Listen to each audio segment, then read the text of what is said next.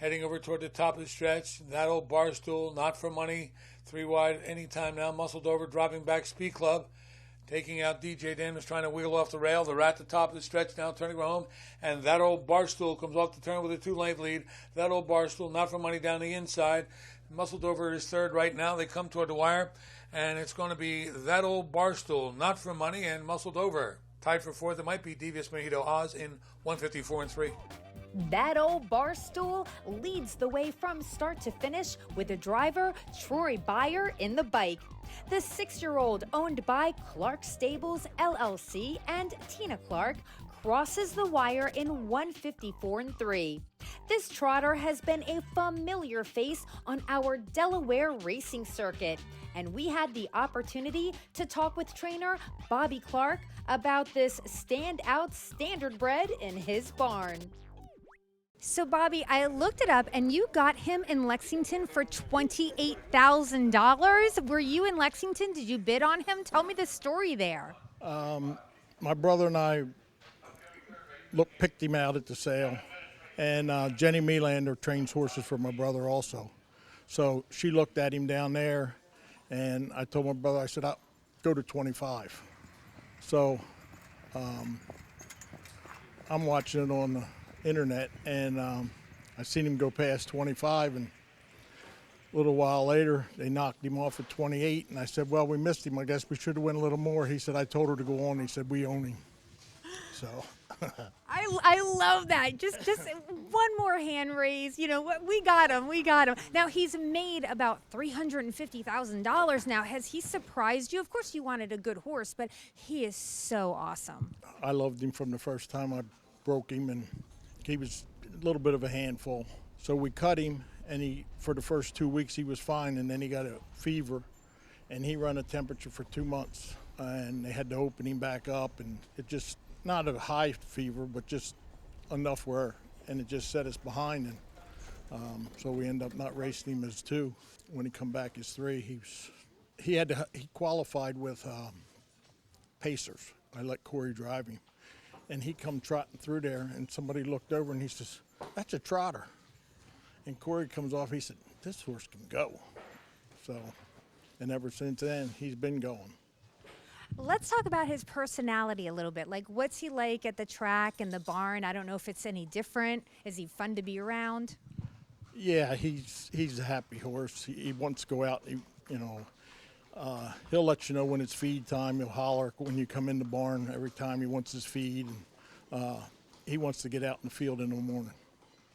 Let's talk about his name, too. Who doesn't love that name, That Ole Bar Stool? There's got to be people that come up to you and say, man, that's an awesome name. I know he's a bar hopping, right? Yes. So, of course, it goes along with that, but cool name. Well, we took him to the Poconos, and you got to check your horse in when you come in. And I said, That Ole Bar Stool. And he had won 2 or 3 races in a row. So when I went back the second time, I said, That Ole Bar Stool. And he goes, the guard says, I fell off of those many a time. That's funny. So he knew him when I came in. I didn't have to tell him anymore. Now, I know recently, like this past year, I was watching him race. I think it was at Harrington. And I was going to do an interview with you, and then all of a sudden he fell off the face of the earth. And I was like, Bobby, what's going on? Where is this horse? And that's his story. Yeah. He was feeling real good, and we turned him out in the field the day before the race, and he was the last one to come in, and he was raising Cain wanting to come in. And that's when the big black horse flies were out, and one got on him. And in a matter of 10 minutes, me bringing the horse in, he kicked through the fence and laid his leg wide open. Had to ship him up to Dr. Hannibut. He stitched him up. And took a long time to get him back. I mean, it was gruesome looking. Are you shocked that he came back so well? Because he's won races since then.